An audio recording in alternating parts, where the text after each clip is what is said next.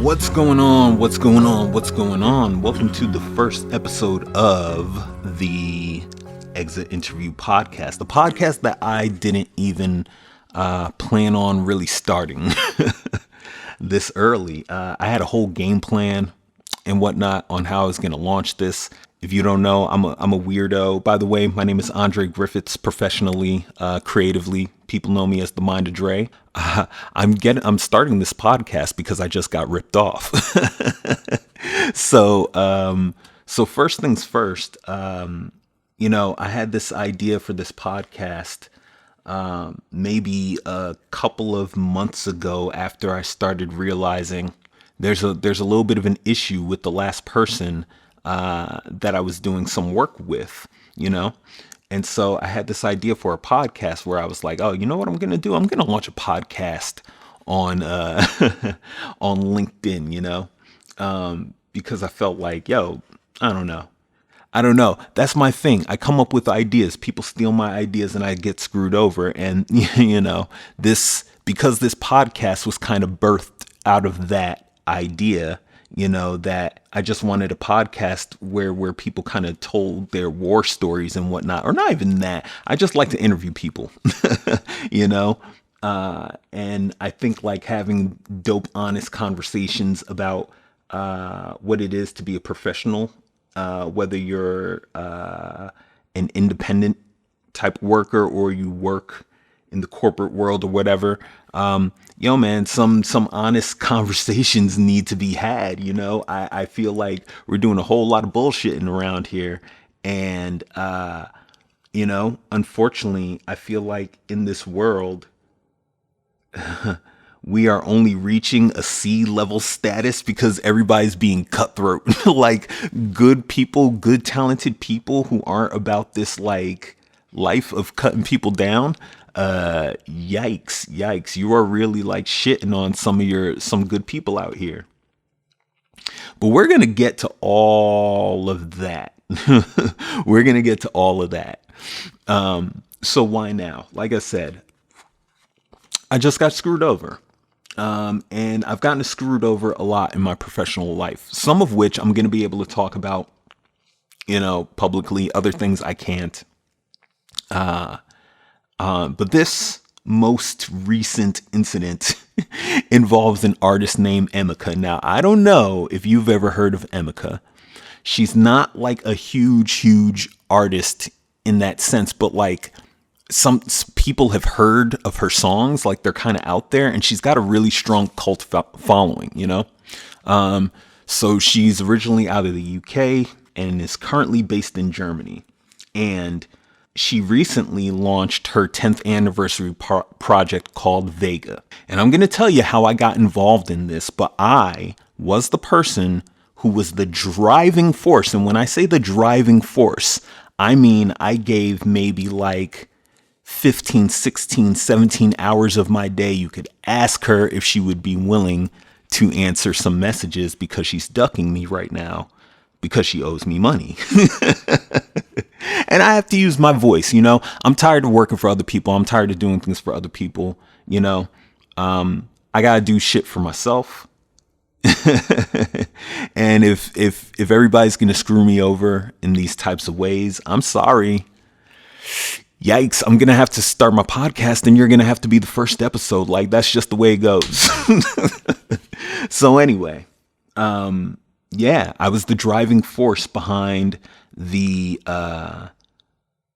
rebrand, the branding of it, the album release, the art direction. I did like basically all of the videography for the ad campaigns. I did the videography for her Vega VR soundtrack video. Look it up on YouTube. It's pretty dope. It's a pretty undervalued piece of work, but it's because we spread it all over the place. I came up with like a game plan for her to release. Like we did so much. I was the driving force behind it. No one can deny it. Not her, even former people that she worked with. I was able to point out problems, where people weren't treating her business right. I spotted those things for her. I worked in IT, problem solving, troubleshooting. It's my thing, you know? I even helped guide her through getting out of her terrible recording and publishing contract on Ninja Tune. I'm sorry, but yeah, put it out there. I was involved in a lot because that's my thing. I'm not like a person where often I seem to be a hard person to employ because I get into a lot of things, you know? I'm not a person where you could stick me in a box and it's like, okay, this guy just does this. Like you can stick me wherever and I'm going to be able to do good work for you. And it's because I just think in a certain type of way. I try to think in a very abstract way, you know, where I try to apply certain things to everything, which is, you know, I don't know, research, or recon, basically like scoping things out, troubleshooting, seeing where the problems are, and creativity. That's it, basically. But that's not why we're talking right now. Let's get into this whole thing. How this whole thing get started with Emika. There was a period of time where I was unemployed because of let's just say it was a very big misunderstanding at a particular company that I used to work for. And I'm hoping they are really realizing the misunderstanding on their part. And I will leave it like that. But during this stint of unemployment, I was just kicking around ideas like I always do. I never really consider anything unemployment because my goal is never to be employed, quote unquote. It's more like I took this job because it seemed like the perfect thing at the time, the perfect thing that I needed at the time to be able to build the life that I wanted, you know? Where it's like, okay, something stable, not jumping around, doing this gig, that gig, yada yada yada. So I took that for a while. It didn't work out. So I began. I started this idea for an interview series called 20 Human Questions.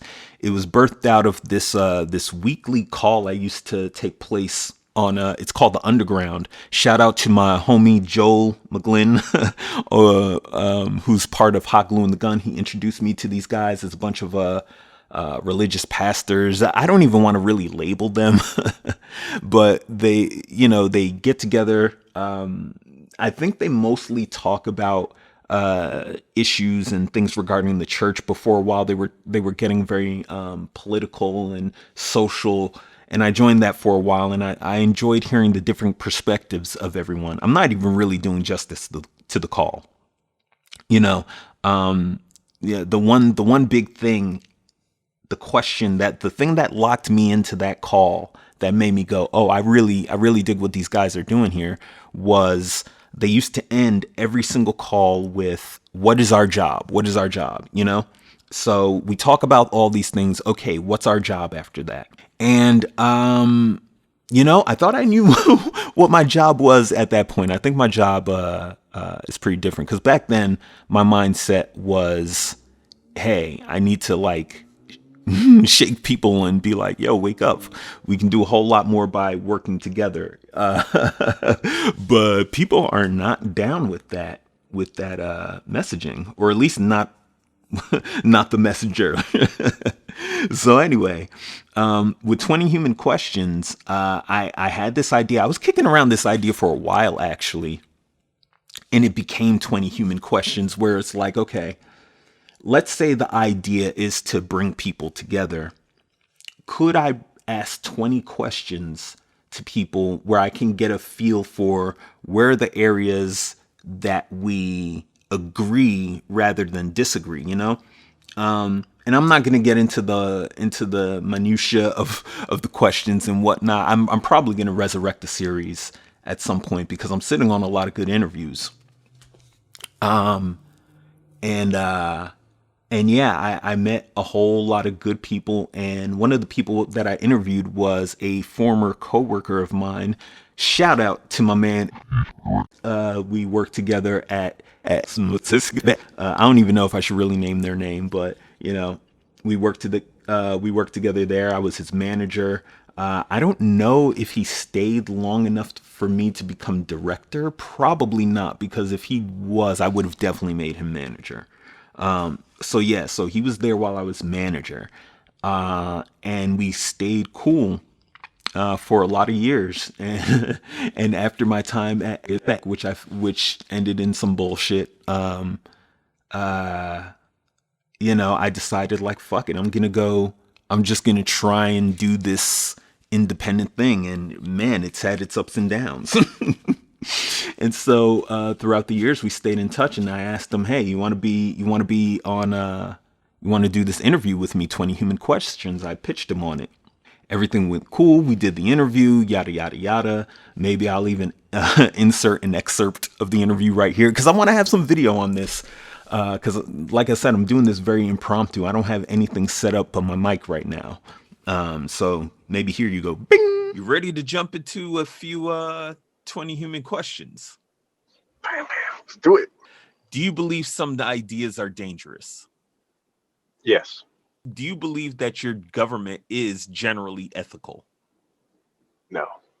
Okay. I think politicians go into politics thinking that, like, yeah, I'm going to make a difference. I'm going to change whatever it is. And then just from my own, like, readings and listenings, it seems like the way this, like, once you get into the club, you realize, like, oh no, that's not how this works. 20 human questions. And so at the end of 20 human questions, I ask everybody, like, hey, is there anybody that you think might be interested in doing this? Could you recommend anyone? Blah, blah, blah. And Eric used to always tell me about this artist that he was really, really, really all about, named Emika. He was like, man, you got to listen to her stuff. He sent me music in the past, but it was one of those things where it's like, I listened to it. I was like, oh, cool song, but I didn't dive deeper. Like, I forgot about the name or whatever. And he was like, and we talked a lot about Emika recently because he was part of her Patreon, where she would meet up with various patrons on calls and whatnot. And I guess her and another guy, I don't even know if he wants to be named, so I'm not going to name him. I probably got to talk to Eric and see if he's cool with being named, but I'm sure he'll be fine. They were having these calls on, like, maybe building an app or something, or I don't know what it like. There were kind of some ideas on building an app and maybe some things around Emika's, like, maybe not specifically her album release, but just various ideas about, like, projects. And I asked, I was like, hey, is there any way I could get an invite to meet Emika? Like, initially I really wanted her for 20 human questions, but he suggested, like, hey, be a part of these calls, I'd love to have you on, blah, blah, blah. We've worked together before, this, that, and the other. So I'm like, all right, cool. We join in, and immediately everything was good. Vibe was good. Everything was cool. Making jokes. We meet for a while. We meet for like a month, like every week for a month. I don't know if it was every week, but we met for about a month or so. And then I asked Emika, like, hey, you want to do 20 human questions? I pitched her on it. She's like, oh, sounds cool. So I say, all right, we set it up. We do 20 human questions. Bong, bong, bong. And at the end of doing you know what? Maybe I'll actually drop a little bit of that here too. There was actually some good stuff in here. Are you hopeful about the direction in which humanity is headed? And how would your answer change if I used the word optimistic instead? I am hopeful about the way that it's headed. Yeah, I'm incredibly hopeful about the way that it's headed, because I feel like the time that we're in right now means that we're having to really just look inside ourselves a lot. But after doing the 20 human questions, we just get to talking about a lot about ideas and whatnot. And both of us are idea people. So, like, talk one idea, boom, boom, boom. We get into a rabbit hole of it. So we get to talking all this stuff, and she just starts throwing me questions regarding like I guess we were mainly talking about Twitch at the time. And I just had so many ideas that somehow me talking about like Twitch evolved into me being involved in her like album release where I don't know, I got access to tons of things. I got access to unreleased material. I got access to like raw photos and release schedules, and I was on tons of emails with different people. I was advising her on how to move certain ways, certain things I was telling her like I wouldn't do it this way. She would do it that way anyway, and then feel the repercussions afterwards because I don't know. I just have certain experiences in a lot of different businesses, and truthfully, we're gonna get into this a little bit later too. But like, I usually nowadays, now that I'm not naive, I actually see a lot of things coming before they actually come because people and their patterns, people are actually super, super, super easy to read. And that actually falls into this whole story. So Emika and I worked really, really well, and we worked quick. That's the thing with me. When I'm really into something, I am ridiculously like I'm obsessive. I will never stop working. I'm constantly coming up with ideas. I'm in a room like where I work has like 7, 8 whiteboards in it, you know. I'm constantly pacing back and forth because I keep no furniture in the room outside of like my desk chair and this sofa or this recliner, but I barely sit in the recliner because I'm just constantly pacing all around. I keep like a coffee maker in here. I'm a I'm a weirdo like that, you know. But you know, the opposite is true also. If you get me in work that I don't care about at all, you would think I'm just lazy. You know, it's just because I'm not engaged. But with this stuff, I was super engaged because it was the first time I was able to utilize all of my skills. I got involved in like I created the style around everything with Vega. I created the style around it. You know, it was to the point where Emika would just be like, "Hey, can you make something real quick?" I would make it, and it wouldn't even be like, "Oh, I don't like this." I spent like a good maybe like 1 or 2 weeks constantly giving her like stuff and asking questions and narrowing it down until I knew like this is the exact thing we do for this album. I had an idea for her because she was having issues with Ninja Tune, and she was like, she didn't just want to put her album on for streaming, like streaming is bullshit because, you know, artists don't really get paid from streaming numbers and yada, yada, yada. And I agree with all of that.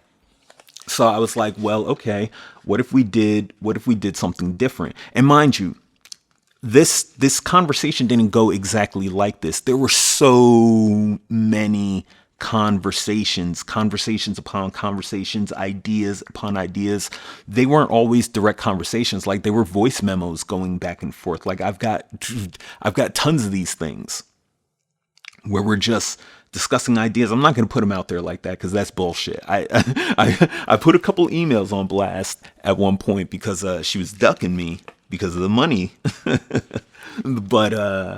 But outside of that, I would never just put it out there. But like seriously, it was just constant ideas and tweaking and trying things and yada yada yada. I was the driver of a lot of these ideas. Like she had some ideas too, but like if she was to really really really be real with it, everything that came during that period, a lot of that direction was me. There were people that she used to work with that'll even tell you. Should I name her? I don't know if I can name. Can I just name people like that on a podcast? That's the one thing I don't know. I won't name her because they have beef with each other. But there was a woman who was working with Emika at the time who did not like me coming in. And she knows, like, Emika was going in a different. Emika had this ugly ass green and black album cover that she was gonna go with before I came in. Like, I'm sorry. I was telling her straight up on all of these ideas, like, I don't like this. I don't like this. The good thing about the way we worked is I could be super blunt about how I felt about things. She didn't feel any type of way about it, but unfortunately, people around her felt a type of way about it because I was very forward with my opinions. And not for nothing, I have a high standard. Like, it's not just, it's because I have a high standard of myself, you know? And the way we were talking about things, we were like, yo, we want to be the best. You know, we want to show, like, yo, this is what art actually is. It's not just slapping some bullshit together. There's actually, like, there's something behind it. So with her 10th anniversary release, Vega, it was 3 albums, right? 3 albums. They had three separate themes. It was Alien World, Underworld, Heavenly World, Alien World. And I asked questions about, and I wanted to know about this so much that we sat down and we did an interview about the Vega project. And I learned about it and I took it in and I came up with this idea. I was like, why don't you just sell 100 copies? Or we were talking about selling a limited number of copies. She came up with the number 100, I believe. I can't remember if she came up with 100 and then we switched it to 101. I don't remember how it went. But I came up with the idea of selling a limited number of copies. She settled on 100. And then it was like, boom, okay. And then she was telling me to only design like a couple of covers at first. And I said, no, the way to do this is if you're going to sell these as physical copies, sell them each as like a collector's piece. So you literally sell 100 copies of this and each one has its own individual album cover. And it's like, yo, could you really do that in 3 months? Like, create 100 individual album covers? And I'm like, yeah, I could do it and make them look dope. Yep, I did it. I created 100 covers and I created an art style with it. And when I tell you it's an art style, I would challenge people to try and duplicate it with the like, I'm sorry. If people only knew the lengths of work that I went to create this style, I dare you to try and reproduce it because you don't know the tricks involved to getting it it won't have the same thing. That's not to, like, you know, ride my own shit. I'm sorry. Some people out there might be listening to this and be like, this motherfucker Dre is just like loving himself right now. And that's not it. I rarely talk about my stuff like that, but like, you have to understand this was, like, to date, the proudest work. I've never been as proud of any of my work as I have of that work, because I spent hours. I absorbed myself. I used to meditate to the music on a daily basis. Like, nobody can tell me, like, just look at my shit and just be like, oh, Dre, you just feeling yourself. Like, no, I'm sorry. I put a lot. I absorbed myself into it because I was like, I want this to be great. I want every single one of these to be a home run. And even with that, there are some weaker pieces in that collection, but as a whole, I'm sorry. If people didn't know it was me, like, if people were like, yo, look at this person, look, Kanye discovered this artist, look at the art, people would be bugging over this stuff. Trust me, I know.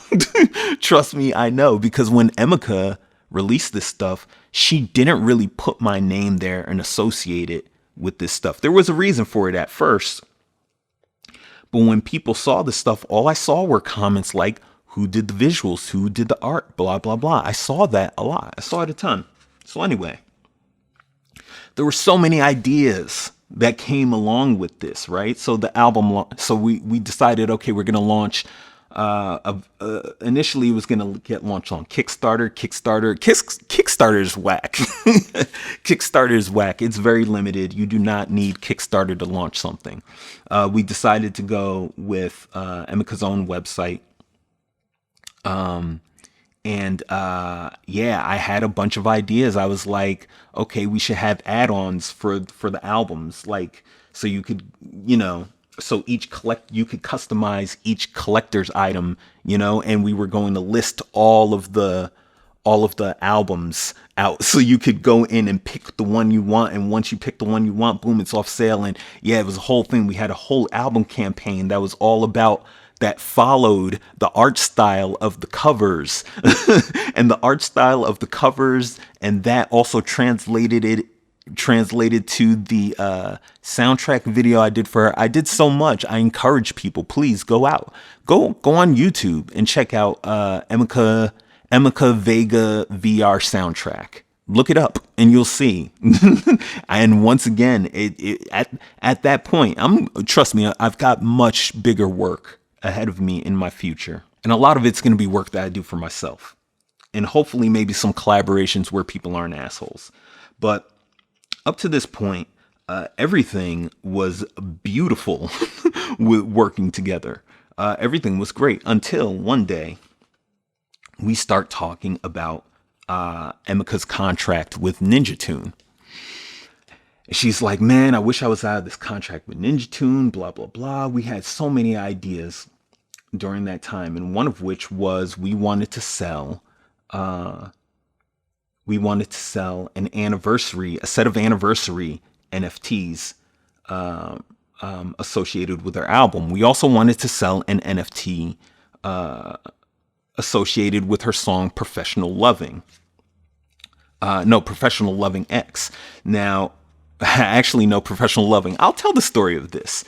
So this was my idea. This is 1,000% my idea. 1,000% my idea. It came up in conversation. Yes, it came through talking, and there were a bunch of things that were thrown around, but this is 1,000% my idea.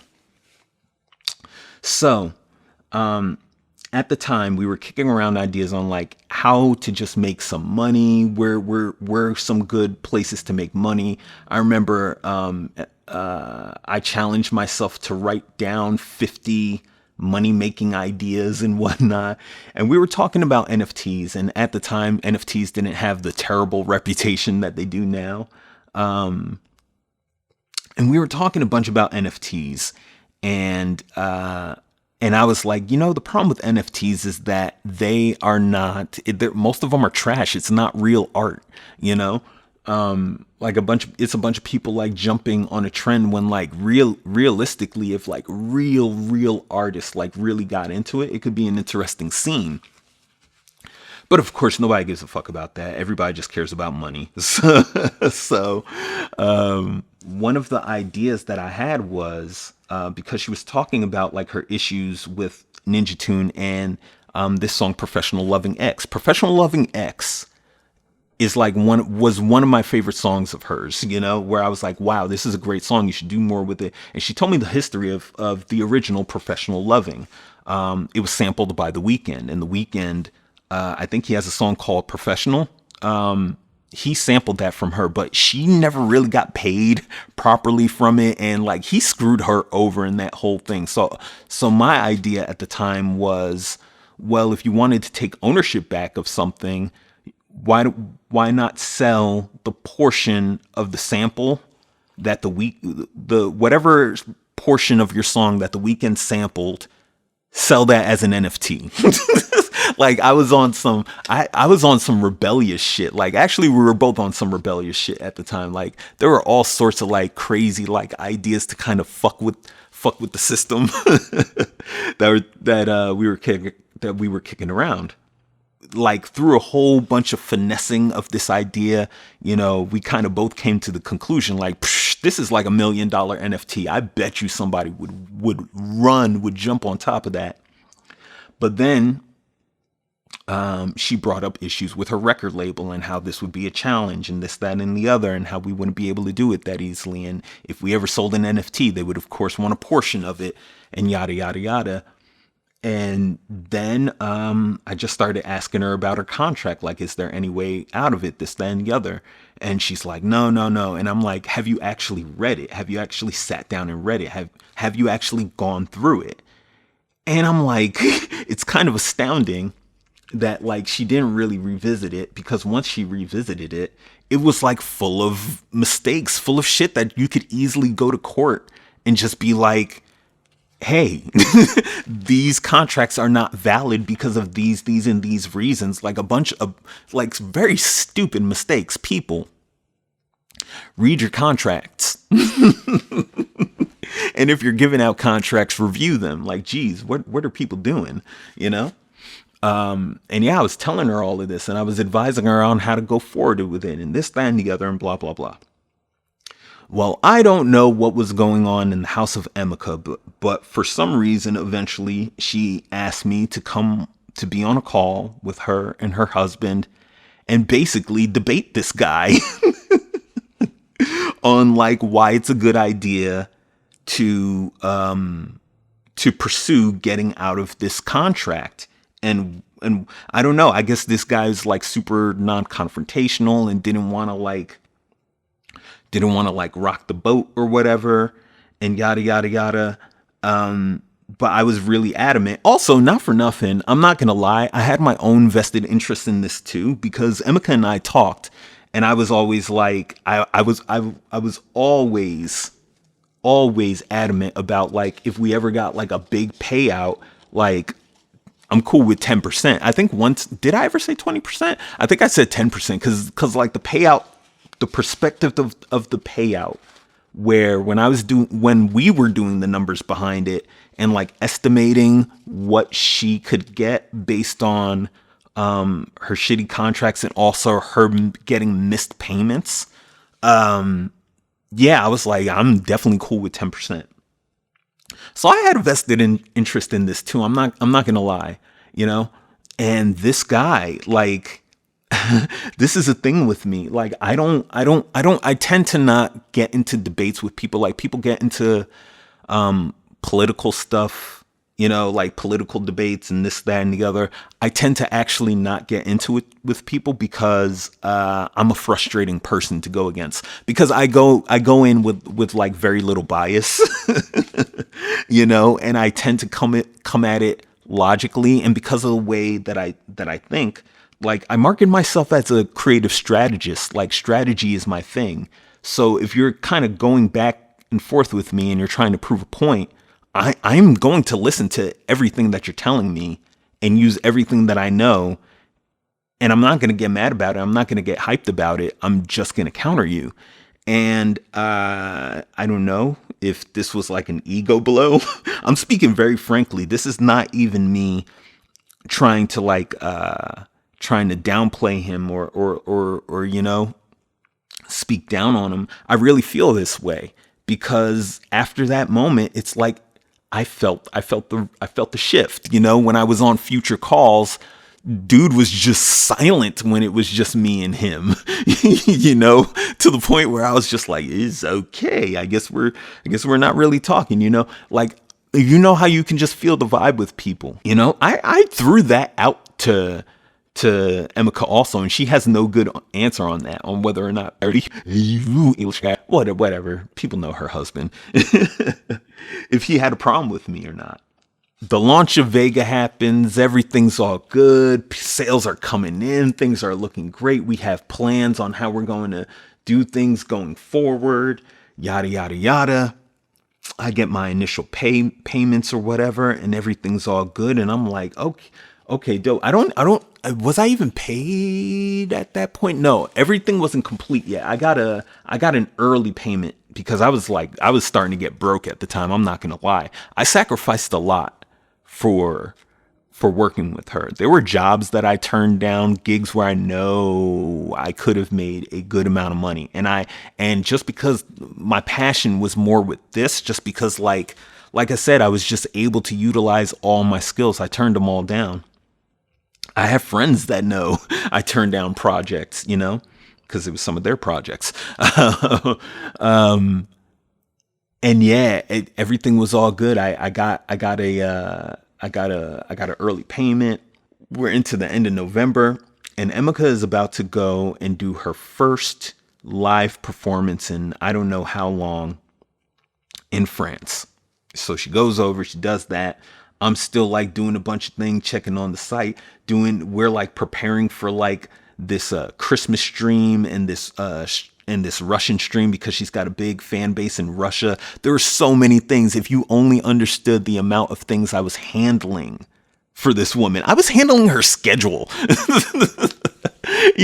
Like her schedule was inefficient and I made her schedule more efficient to the point where it was like the document that she had her other people working out of. That's how good I made that document. Like I don't know. I don't play around when it comes to this. Like when I put effort in, I put 1,000%. And then, and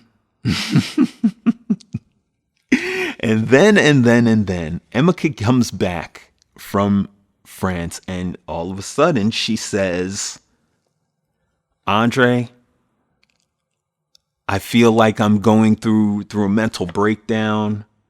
So side note, I'm going to put this out there too. I'm a very hippy dippy, whatever person, whatever, blah, blah, blah, blah, blah. I'm way into this energy shit. I'm going to make it a point to not talk to people about that stuff anymore because I feel like it gets used against me conveniently. But yeah, I'm into that shit. I'm into, I don't know. I'm into that energy shit. I'm into meditating. I'm into, the whole Palo Santo thing, yada, yada, yada. And, Emika could relate to some of that stuff to the point where she like, there's this phrase she used to use. She's like, oh, you're like a friend from another dimension. Like when I say Emika and I were cool, like we were cool, she like words that she has literally used to describe me. She called me like one of the greatest undiscovered, what you call it, multimedia or whatever it is when an artist is able to just work in whatever medium and make it dope. Like these were her words for me.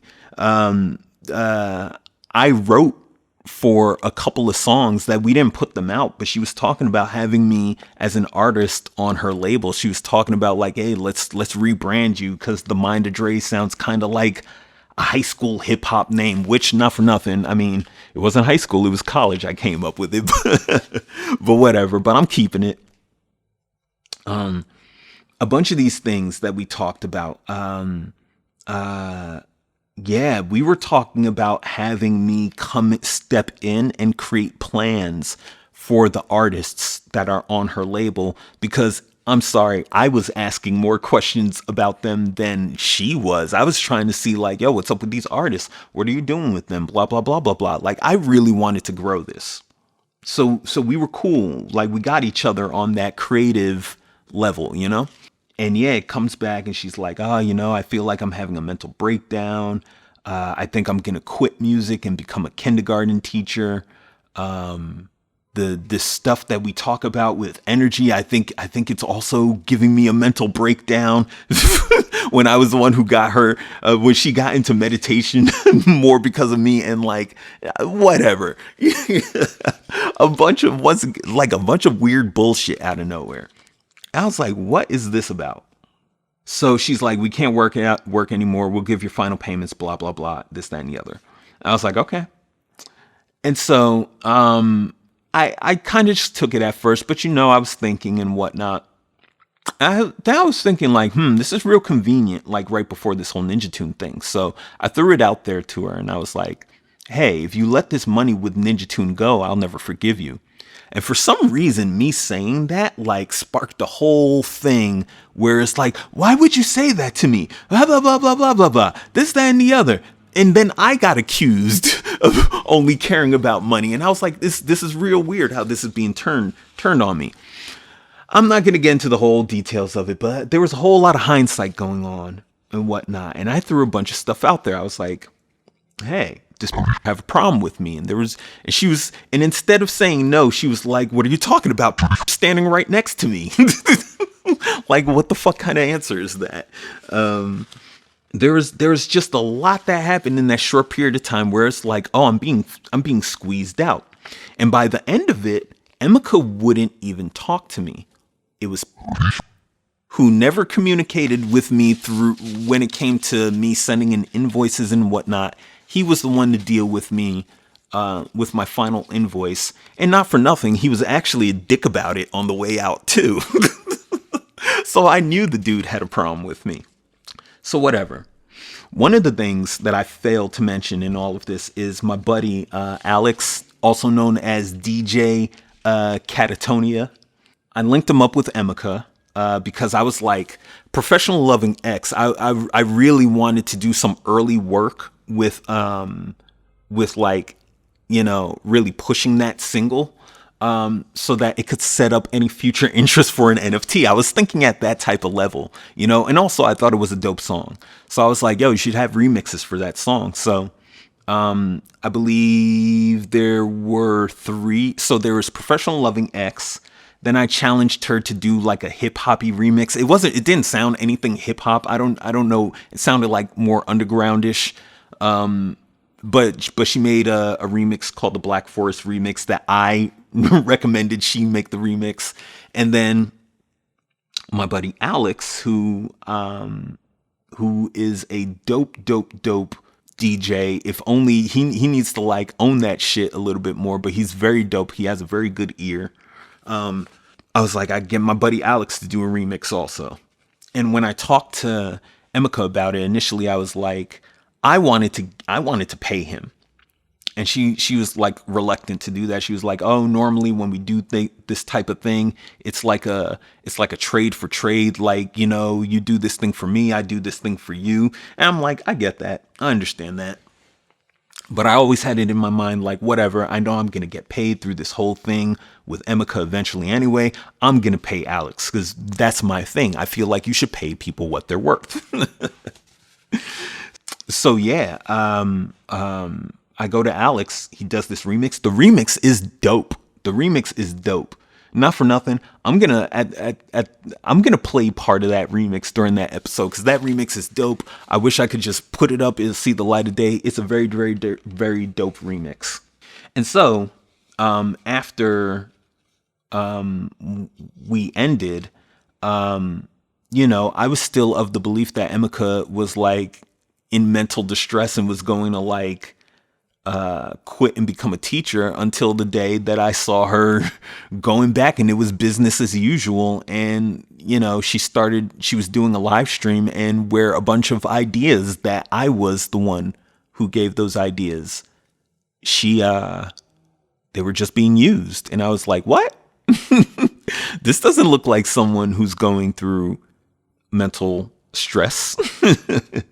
And I will admit, I went right to that stream and I left comments, a couple comments. I was like, Emika says she's for artists. She's lying because that's her whole thing. She's all about that. And I was like, I pointed out the couple of ideas that I saw were stolen. And I was like, oh, great ideas. I wonder where you got those from.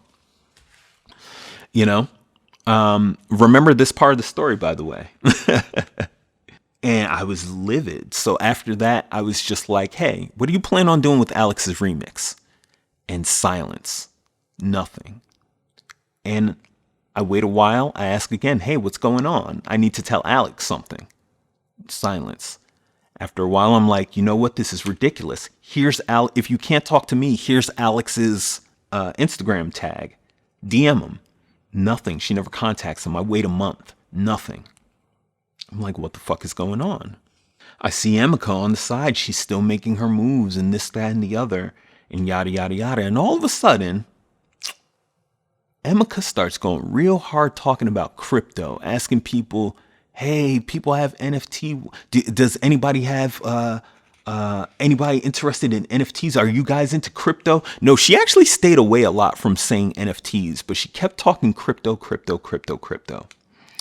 Now with Vega, one of the add-ons that you could add to each copy was you had an option to buy an NFT. I had this idea where it was like, hey, you want to make sure you get the same price for that NFT. Like, fuck this value shit. If somebody wants your NFT, charge them $1,000 for it and then just transfer it to, just don't charge them during the transfer of the NFT. Like just take on whatever cost, you know? And so you always guarantee yourself that you're going to get that $1,000. Boom. Right? Smart idea. And so, one day, I don't even know what made me go down. Oh, by the way, should I even talk about my percentages? I'll talk about what my percentages should have been. My percentages should have been 60% for any NFT sold because it was using the majority of my art, you know, and visuals that I made or whatever, blah, blah, blah. For anything related with Vega, the sales of Vega copies and including add-ons, I believe I was getting 10% for that. Right? So my whole thing was, I thought 10% was way too low for what I should have been getting for all of the work that I put in, but I was banking on NFTs. Like that was the thing I was banking on, because I was like, okay, I know I took an L in this one area, but that's cool. Emika's not the biggest artist in the world. She's trying to be independent. I'm banking on those NFTs. Or just like the thing with the settlement, if she went through with the Ninja Tune thing, I'm banking on a certain percentage because I'm not greedy, you know? But I know where my work, I know the value of my work. And I know like people, if they want the NFTs or they want anything like we had different options for prints for the album art, whether it was on like a metal plate or I can't remember whatever type of gloss print. That, you know, it's because people fucked with the art. They thought it was dope. And once again, I saw comments regarding this, or when people received their stuff in the mail. But here's where things got really interesting. When I was credited on anything on social media, it never linked to me. I saw other people getting linked to, different musicians, different collaborators. Their social tags were linked to. Mine was always just my name, you know, nothing credited anywhere, you know, or it was in this way where it was almost to like distance themselves from me, you know. And I'm like, what's up with this? Until one day I catch a little birdie comes and kind of lets me know about another NFT that was sold. So there was one that was sold during the whole Vega thing, but a little birdie comes and tells me about another NFT. And the moment I confront Emika about that NFT, it has been ignore Andre. People won't say anything to me. Emika won't say anything to me. So I'm like, you need to tell me about this. You need to tell me about this. What's going on? Can you answer these questions? Blah, blah, blah, blah, blah. No answer. And at that point, I'm like, oh, okay. So I lose my shit. I go on social media. Hey, let me tell you, I've been screwed over a lot of times. There was an entity, let's call them, who screwed me over right before this whole thing with Emika. And a buddy of mine, Igor, rest in peace, homie. You know, he was a mentor to me. One of the last things he told me before he passed was, don't let them get away with it. And I was like, all right, I got you, big homie. And ever since then, I always told myself, if somebody fucks with me, you are going to learn. Yo, I'm very practiced. You like, I strategize all day. All I do is think about things. All I do is look at things. And I've got a chip on my shoulder for a lot of people who've screwed me over the years, from people who I thought were friends to previous coworkers to whatever the case may be. I've gotten it a lot, you know, and I already know, like, face to face, toe to toe, there aren't a lot of people who can contend with me. I'm not a person who like puts it out there like that. I don't try to like, I don't even try to compete with people like that. Like I really place myself, like I compete against me. I set my bar for myself. I'm not looking at anybody else, but for some reason I always become like this thing for other people where it's like, yo, fuck Dre, you know, fuck this guy. He can't win. I don't know. But I have a strong feeling the driving force behind why a lot of this happened is I really have a feeling, you know, strong feeling. Yeah. Yeah. I don't give a fuck anymore, you know? So anyway, I start putting Emika on blast on social media regarding this. I'm like, oh, you made a mistake. You're going up against a guy who calls himself a creative strategist. Like, this is what I do. So I'm like, all right, I'm gonna do this certain thing to hit up your social media. The real thing that I wanted was a response. That's what I really wanted, you know. But she kept pushing, or these lack of responses, you know. I'm like, I'm gonna use whatever's in my arsenal against you. I'm going to use whatever. Like, I don't play fair. I don't play dirty, but I play very blatant. And my very blatant is I'm going to target things.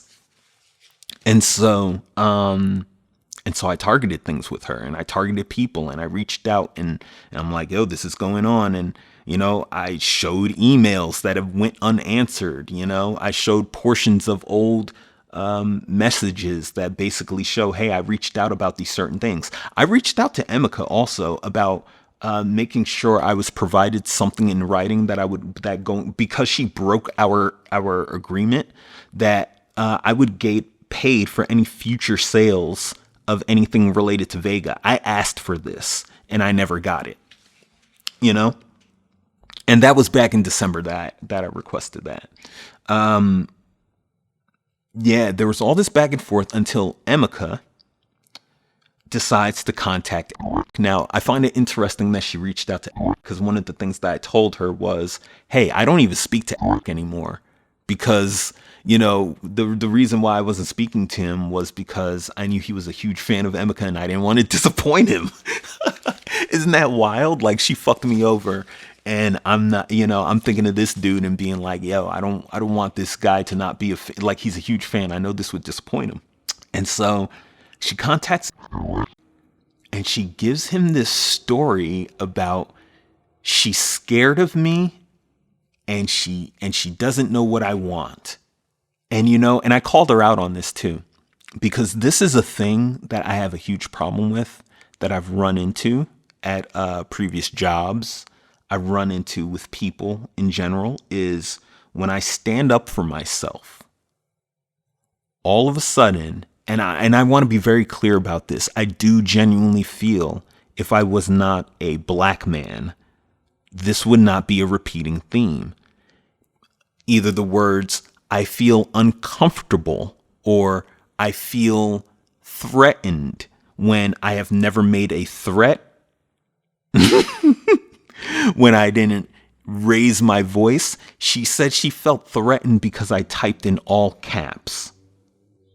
When she had not answered any emails for months, that was the first thing she used to try to paint my character to a person that I've known for over 10 years. Isn't that wild? Right? Oh, the scary black man.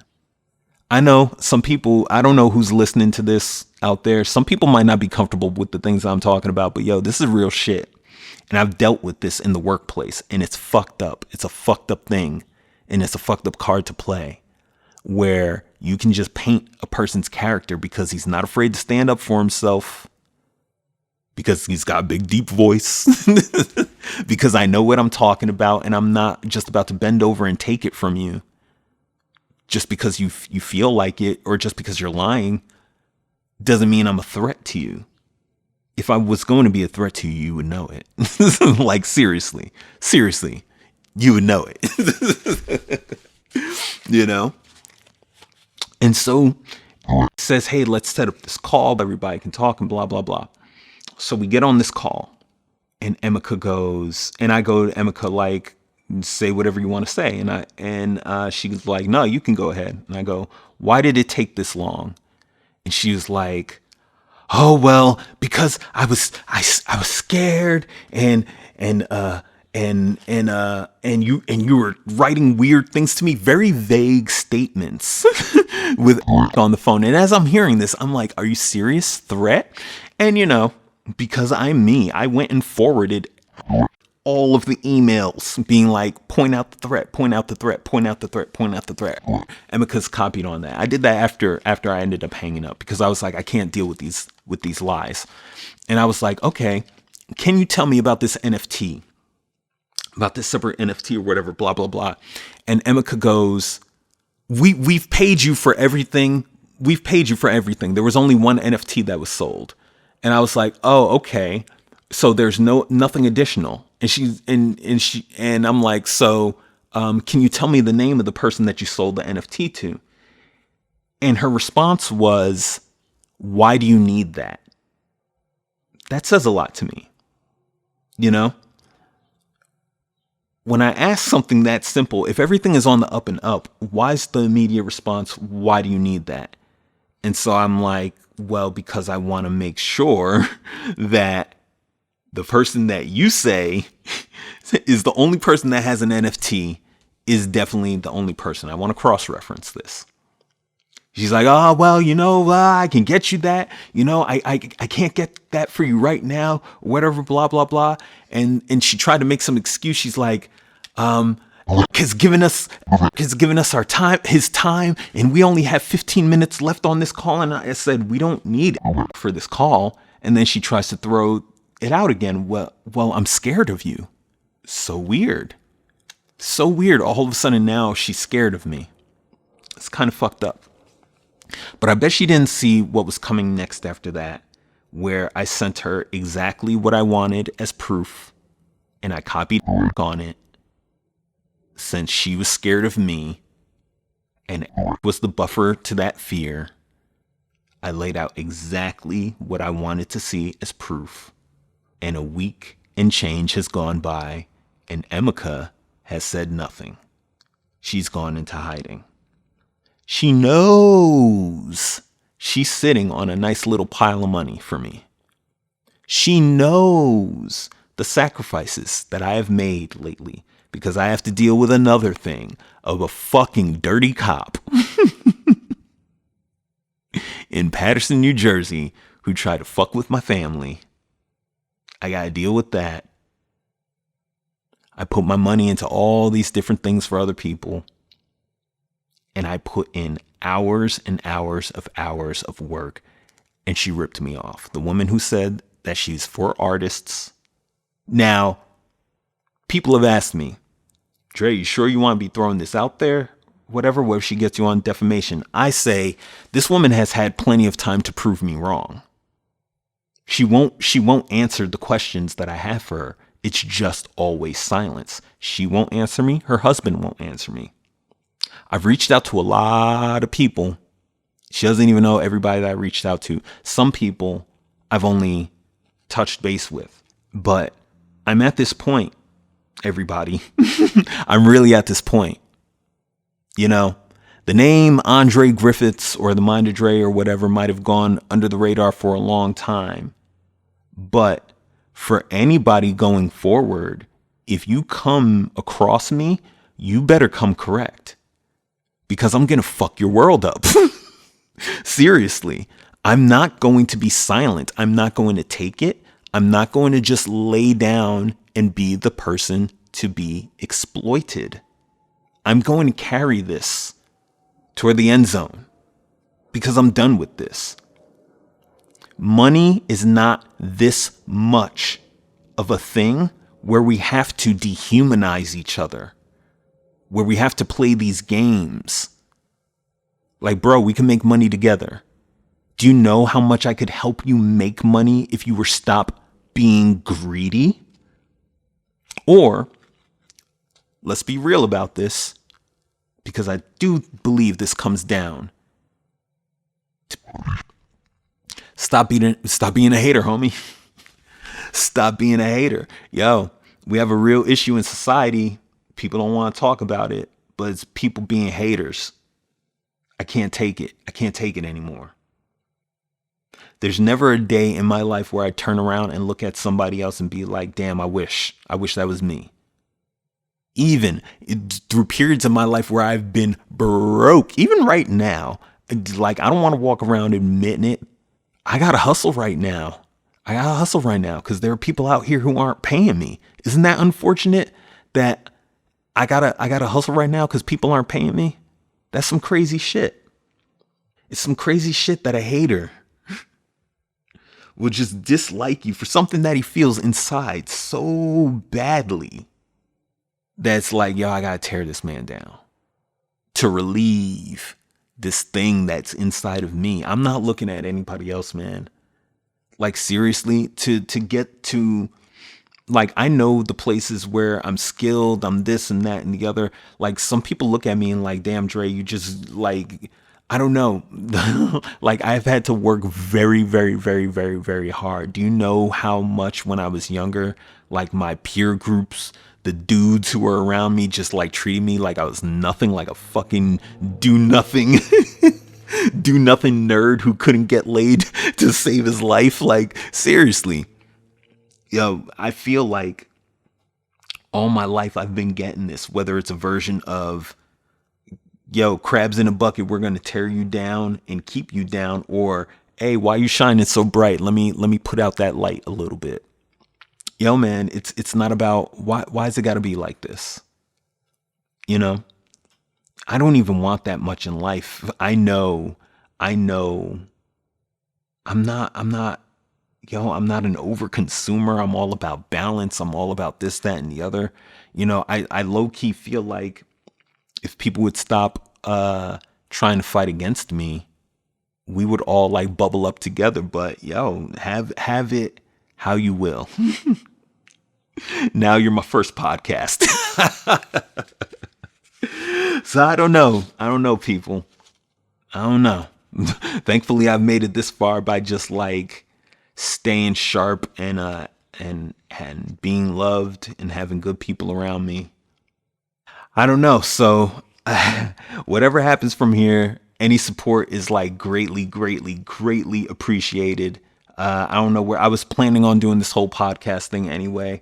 I guess I'm gonna take it from here and do another one. I don't know when. I don't know when I'll do it, but I'm gonna do this. And yeah, peace.